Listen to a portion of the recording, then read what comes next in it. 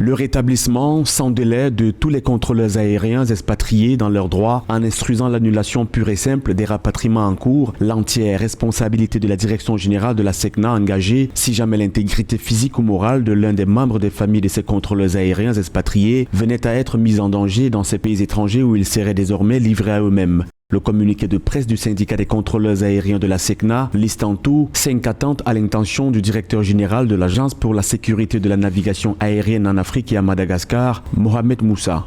Le bureau exécutif de l'Union des syndicats des contrôleurs aériens de la SECNA attire à nouveau l'attention de l'opinion publique sur la reconstitution des conditions délétères, dangereuses et anxiogènes ayant conduit à la grève généralisée de septembre 2022. Et ceci à l'initiative solitaire, belliciste et jusqu'au boutiste du directeur général de l'Agence pour la sécurité de la navigation aérienne en Afrique et à Madagascar, M. Mohamed Moussa.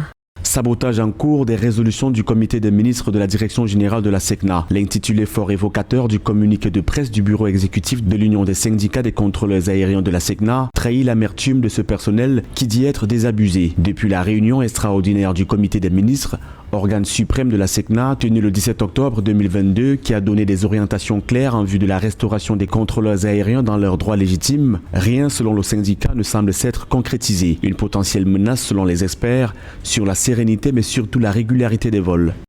On l'a fait pour donner une chance aux négociations qui vont s'ouvrir le 7 novembre prochain.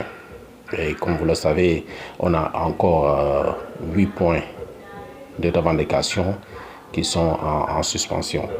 Donc, lors de ces négociations, il sera question de ces 8 points-là qui sont contenus dans notre plateforme revendicative. Donc, c'est suite à ces négociations-là qu'on saura la suite à donner, à savoir si le mot d'ordre de grève sera suspendu.